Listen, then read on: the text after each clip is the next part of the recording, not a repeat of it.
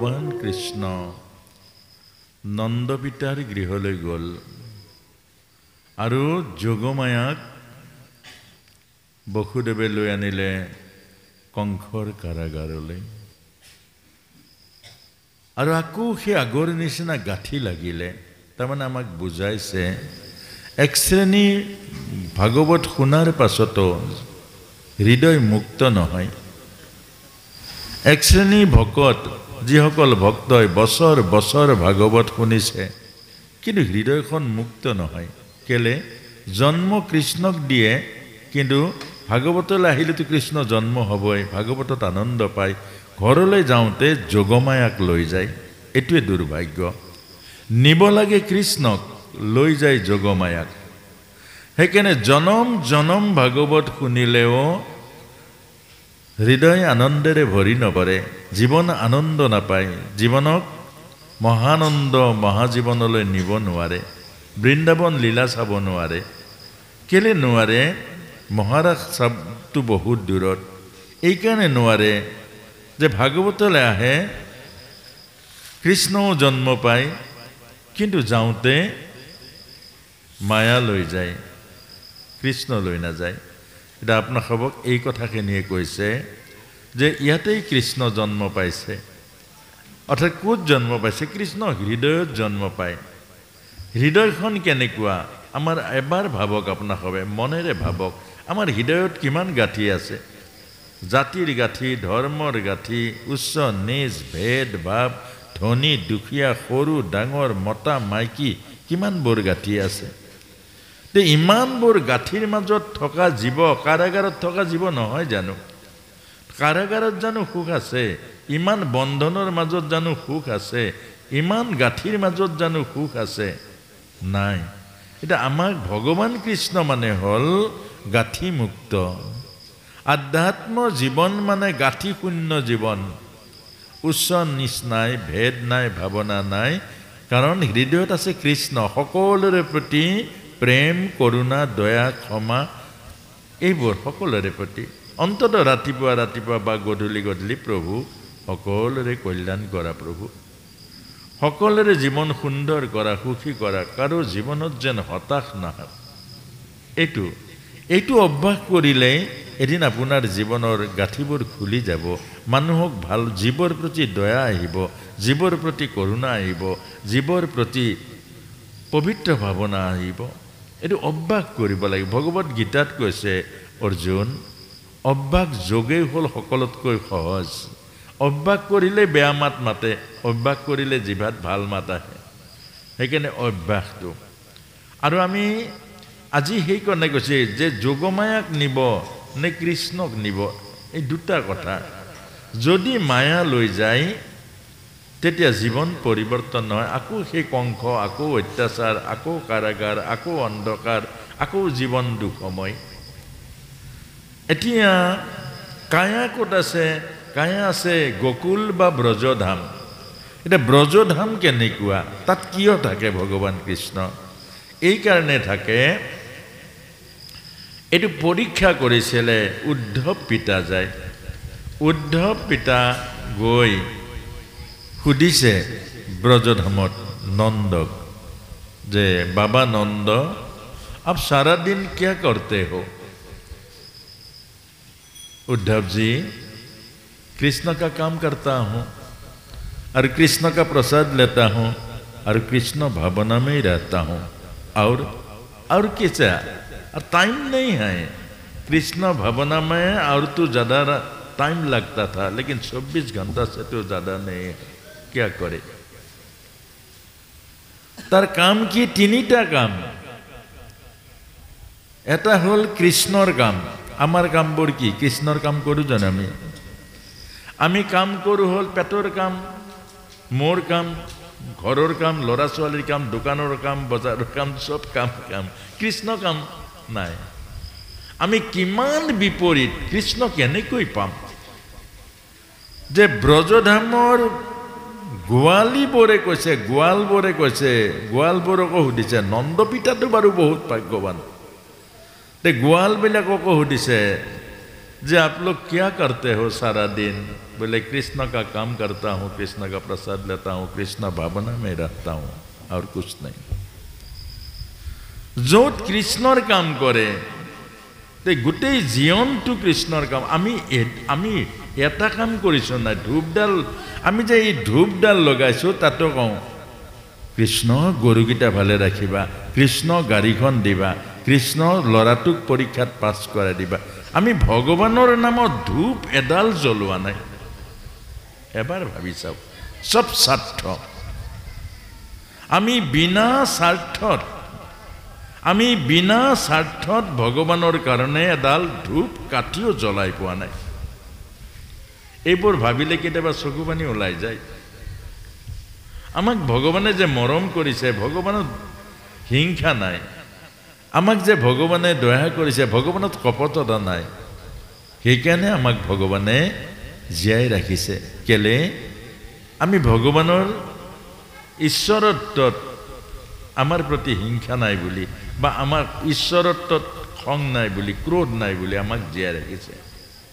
গতিকে আমি প্ৰভুৰ চৰণত যিমান অপৰাধ কৰোঁ, যিজনে জন্ম দিছে, যিজনে পালন কৰিছে, যিজনে সৰ্বস্ব হিয়া উজাৰি দিছে, আমি জীয়াই থকাৰ সৰ্বস্ব দান কৰিছে, সেইজনৰ প্ৰতি আমি যিমান বিদ্বেষ কৰোঁ, সেইজনৰ প্ৰতি আমি যিমান অৱহেলা কৰোঁ, সেইজনৰ প্ৰতি আমাৰ হৃদয়বোৰ যিমান অকৃতজ্ঞ, কেতিয়াবা ভাবিলে এবাৰ যদি চিন্তা কৰে কিমান দুখ লাগিব, কিমান চকু পানী ওলাব। যিজনে ইমান মৰম কৰে আৰু সিজনক আমি অকণমান চিন্তা কৰিবৰ কাৰণে সময় দিব নোৱাৰোঁ। আৰু সেইকাৰণে এতিয়া সেই নন্দ আৰু ব্ৰজধাম, আৰু সেই ব্ৰজধামত ভগৱান কৃষ্ণ গ'ল লীলাৰ কাৰণে, আনন্দ দিবৰ কাৰণে, সুখ দিবৰ কাৰণে। আৰু মথুৰালে, মথুৰা আচলতে মধুপুৰ, তাত মধু আছে, অৰ্থাৎ মধু আছে তাত। উগ্ৰসেন মহাভাগৱত তাতেই কৃষ্ণ জন্ম হৈছে, কিন্তু কংসই সৰ্বস্ব নাশ কৰি দিছে। মধু হেৰাই গৈছে, হিংসা আছে, প্ৰতিশোধ আছে। কেলে? যদি কংস, অৰ্থাৎ আমাৰ জীৱনতো মধু আছে। মন মথুৰা, দেহ দ্বাৰকা, হৃদয় বৃন্দাবন। দেহ দ্বাৰকা, মন মথুৰা, হৃদয় বৃন্দাবন। আৰু সেইকাৰণে আমাক কৈছে যে এই মথুৰাত কংস হেৰি আছে, মধুপুৰ, মধু আছে, মৌ আছে। অৰ্থাৎ আমাৰ এই জীৱনত মধু আছে, কিন্তু আধ্যাত্ম জীৱন নোহোৱা কাৰণে আমাৰ মন প্ৰাণ কংসৰ নিচিনা অহংকাৰী, অভিমানী, লোভ মোহ কাম ক্ৰোধেৰে ভৰা। সেইকাৰণে আমাৰ জীৱনত মধু নাপাওঁ। আমি আছে, আমি নাপাওঁ, সদায় বঞ্চিত হওঁ। আৰু সেইকাৰণে আমাক প্ৰতিটো আধ্যাত্ম ভাৰতবৰ্ষৰ প্ৰতিজন গুৰু, প্ৰতিজন সন্তই, প্ৰতিখন শাস্ত্ৰই, প্ৰতিখন দৰ্শনে এটাই কৈছে যে আমাক কৈছে মন মুক্ত কৰা, মনক পবিত্ৰ কৰা। মনৰ যিটো কংস, কুশাসন, লোভৰ শাসন, মোহৰ শাসন, কামৰ শাসন, ক্ৰোধৰ শাসন, এই শাসনৰ পৰা মুক্ত হোৱা আৰু সেই মন কৃষ্ণৰ চৰণত সমৰ্পিত কৰা। দেখিবা এই জীৱনটোৱেই কৃষ্ণময় হৈ যাব, এই জীৱনটো আনন্দময় হৈ যাব, আৰু এই জীৱন মহাজীৱনলৈ ৰূপান্তৰ হৈ যাব। এতিয়া ভগৱান কৃষ্ণ প্ৰথম এই যে নন্দ আৰু যশোদা, এই দুজনে পালন কৰিবৰ কাৰণে এওঁলোক পূৰ্বজন্মত বসু আৰু ধাৰা আছিলে, গন্ধৰ্ব আছিলে। দুয়োজনৰে একমাত্ৰ ভাৱনা আছিলে যে কৃষ্ণক পালন কৰা, কৃষ্ণক খুওৱা, কৃষ্ণক ধুওৱা, কৃষ্ণক পিন্ধোৱা, কৃষ্ণক লালন পালন কৰা। আৰু সেই ভাৱনায়ে ভগৱানে স্বীকাৰ কৰি এই নন্দ আৰু যশোদা সেই জন্ম লাভ কৰিলে, আৰু ভগৱান কৃষ্ণৰ সেই সুযোগ পালে। অৰ্থাৎ প্ৰভুৱে হৃদয়েৰে যি ভাবে, প্ৰভুৱে কেতিয়াও বঞ্চিত নকৰে। আৰু নন্দ যশোদা সেইকাৰণে কৃষ্ণক পালন কৰিবৰ কাৰণে সৌভাগ্য লাভ কৰিলে।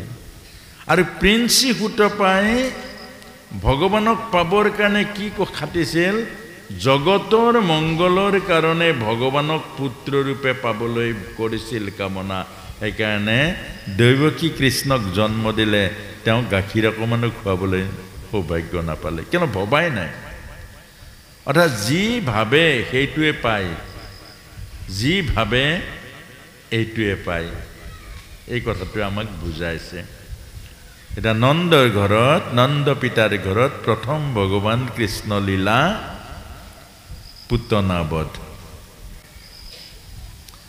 আমাৰ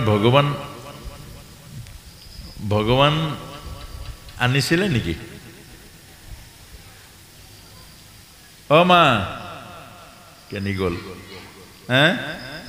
ভগৱান আনিব লাগে মোক দেখা শ্ৰীমুখ দেখাব লাগে আহিব লাগে ইফালে আহক মণিকোঠৰ পৰা আহিব আমি অকণমান আপোনালোকক ভগৱানৰ শ্ৰীমুখ দেখুৱাই দিওঁ এই ব্ৰজধাম এইখন হ'ল ব্ৰজধাম মনত ৰাখিব আজি ভগৱান কৃষ্ণ জন্ম পালে আৰু আজি সংকল্প ল'বক মায়া নালাগিব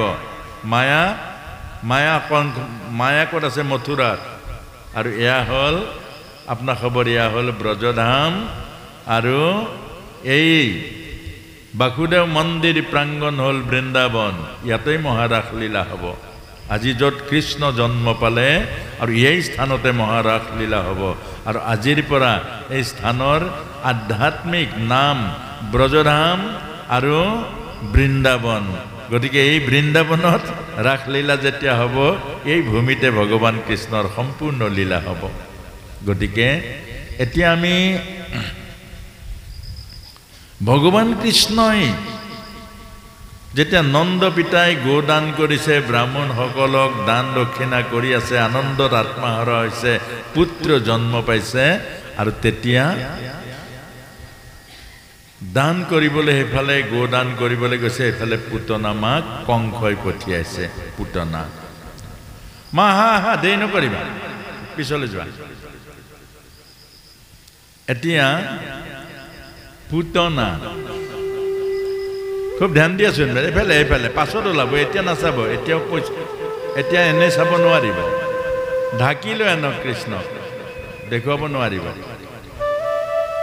এটা পুতনা বধ প্ৰথম পুতনা বধ পুতনা মানে কি বিষ লৈ আহিছে পুত লৈ আহিছে বিষ লৈ আহিছে কাক মাৰিবলৈ জীৱক মাৰিবৰ কাৰণে এইটোৱে পুতনা ৰাক্ষসী কিন্তু ৰাক্ষসী ৰূপে গ'ল জানো নাই যোৱা মায়াৰ ৰূপে গ'ল এই গুটখা খুব ধ্যান দিয়াচোন বেন এই যে গুটখা খালে দাঁতবোৰ কেনেকুৱা লেতেৰা হয় মুখবোৰ লেতেৰা হয় ওচৰলৈ মানুহ যাব নোৱাৰে গোন্ধায় পেটত কিমান ৰঙা পৰে কিন্তু গুটখাটো কিমান ভাল লাগে গুটখাটো কিমান ভাল লাগে মণিকোঠত এইটোকে বুজাইছে যি জীৱক মাৰিবৰ কাৰণে এই যিটো ধপাত খালে মানুহে যেতিয়া ধপাত খাই নিচা লাগিব এই ধপাত নোখোৱাকৈ থাকিব নোৱাৰে বৃন্দাবন যোৱাৰ পাছতো বিচাৰিব এইখিনি ক'ত পায় এইটো পাবৰ কাৰণে বৃন্দাবন যোৱাৰ পাছতো বিচাৰিব কিন্তু এইটো কি এইটো হ'ল জীৱ মাৰে সাদা খালে অৰ্থাৎ ধপাত খালে আমাৰ ভিতৰত থকা আধ্যাত্মিক যিবোৰ চেল সেইবোৰ মৰি যায় কোষবোৰ মৰি যায় এজন মানুহে আধ্যাত্মিক কোষবোৰ যেতিয়া মাৰি পেলাব তেওঁ হেজাৰ বাৰ বুজালেও বুজি নাপাব আজি যে কথাবোৰ বুজি নাপায় কেলে বুজি নাপায় অৰ্থাৎ আধ্যাত্ম চেলবোৰ আধ্যাত্ম কোষবোৰ মানুহজনৰ মৰি যায় আধ্যাত্ম কোষবোৰ মৰি যোৱাৰ পাছত পাপ কি পুণ্য কি বুজি নাপায় 100 বাৰ ক'লেও বুজি নাপায় এইটোকে কৈছে পুতনা আৰু বাকিবোৰৰ নাম ল'ব নাপায় সেইবোৰ হ'ল জীৱক মাৰে জীৱক মৰা প্ৰতিটো নিচাই হ'ল পুতনা কিন্তু সেই জীৱই তাক সদায় সুন্দৰ কৰি লয়, সুন্দৰ কৰি লয়। সেইবিলাক সুন্দৰ হয় জানো? যি বস্তু খালে ৰাতি ৰাস্তাত বাগৰি থাকে কুকুৰে মুখ চেলেকে, চেলেকে না চেলেকে? সেইটো কিয় ধুনীয়া কৰি লয়? সেইটো কি কাৰণত ধুনীয়া দেখে? এইটোৱে হ'ল মায়া। এই বস্তুটোকে কৈছে মায়া। ৰাক্ষসী মানে হ'ল এই নিচা জাতীয় বস্তু যিমান আছে এইবোৰ ৰাক্ষস, আমাৰ আধ্যাত্ম জীৱনটোক মাৰি পেলায়। কিন্তু আমি তাক কিয় গ্ৰহণ কৰোঁ? এইকাৰণে সি ৰাক্ষস ৰূপে নাহে, নিচা ৰূপে আহে। আৰু নিচা কৰিলে ভাল লাগে। আৰু সেই নিচাটোৱে হ'ল মায়া, মোহিনী ৰূপ। সি যদি ৰাক্ষস ৰূপে আহে কেতিয়াও কোনেও নাখাব, কিন্তু সি নিচা ৰূপে আহে। সেইটো খালে ফূৰ্তি লাগে নালাগে? ৰাস্তাই ৰাস্তাই যিকোনো বকিলেও লাজ লাগে জানো? নালাগে। সেইটো খালে কাৰোবাক দম দিলে লাজ লাগে জানো? নালাগে। এইটোৱে নিচা, এইটো মায়া, এইটো মায়া। কিন্তু তাৰ বিনিময়ত যে জীৱনটো মাৰিছে এইজনে ধৰিব নোৱাৰে। তাৰ বিনিময়ত যে তাৰ আধ্যাত্ম জীৱনটো খাই পেলাইছে, আনন্দ, প্ৰকৃত যিটো হৃদয় আনন্দ, কেৱল আনন্দ, পৰমানন্দ, আধ্যাত্ম যিটো জীৱন, এই আধ্যাত্ম জীৱনটো তাৰ খাই পেলাইছে। আৰু সেই মানুহজনে আধ্যাত্ম যিটো আনন্দ কাহানিও বুজি নাপাব, বুজি পাব কুকুৰ, মেকুৰী, গাহৰিৰ যিটো আনন্দ, এইটো বুজি পাব। মানৱ জনম পাই, মানৱ জীৱন পোৱাৰ পাছত যেতিয়া আধ্যাত্ম আনন্দটো মৰি যাব, আনন্দটো নাপাব, কুকুৰ মেকুৰীৰ আনন্দ পাব। সি কুকুৰ মেকুৰী হোৱা হ'লে ভাল আছিল। মানুহ হৈ আনন্দ কৰিছে কুকুৰ মেকুৰী আৰু গাহৰিৰ নিচিনা। কেলে? তাৰ আধ্যাত্মিক জীৱনটো খাই পেলাই। এতিয়া এইটো হ'ল দৰ্শন, কিন্তু কাহিনীটো বেলেগ। এটা হ'ল দৰ্শন, অৰ্থাৎ আজি এই দৰ্শনখিনি জনাজনে কেতিয়াও এই নিচা নাখাব। কেলে? জীৱন নামাৰিব। জীৱন মৰাৰ পাছত আৰু একো নাথাকে, আৰু পাছৰ জন্ম বহুত কষ্ট হ'ব। কেলে? এই সুন্দৰ মানৱ জীৱনটো যদি আপুনি নষ্ট কৰে, আপোনাক দিয়া ঈশ্বৰৰ সকলোতকৈ বৰদান হ'ল এই মানৱ জন্মটো। আপোনাৰ ভিতৰত প্ৰেম দিছে, কৰুণা দিছে, দয়া দিছে, পবিত্ৰতা দিছে, আত্মাৰ পবিত্ৰ অনুভৱ। সেইবোৰ যদি আপুনি মাৰি পেলায়, আপুনি নিজেই মাৰি পেলায়, নিজেই নিজক মাৰি পেলায়, নিজেই নিজক অনিষ্ট কৰে, তেতিয়া আপোনাৰ শাস্তি কি হ'ব? কোটি কোটি জন্ম ভোগ কৰিব লাগিব, উদ্ধাৰ নাপায়। এই কথাটোকে আমাক বুজাইছে। সেইকাৰণে কেতিয়াও নিজে নিজক নামাৰিব, নিজে নিজৰ জীৱন ধ্বংস নকৰিব, নিজে নিজৰ সুন্দৰ জীৱন নষ্ট নকৰিব। আৰু এই প্ৰভুৱে দিয়া, ব্ৰহ্মাই বাঞ্ছা কৰে মানুহ জন্ম পাবলৈ, আৰু যদি নিজেই নিজৰ জীৱনটো ধ্বংস কৰি দিয়ে, নিজেই নিজৰ আনন্দৰ মৃত্যুৰ কাৰণ হয়, নিজেই নিজৰ সুখবোৰ যদি নষ্ট কৰে, আপুনি ভগৱানৰ চৰণত বহুত অপৰাধী হ'ব। আৰু কোটি কোটি জন্ম বিস্তাৰ টেংকিৰ পোক হোৱাৰ পাছতো আপুনি মই উদ্ধাৰ পাব নোৱাৰিম।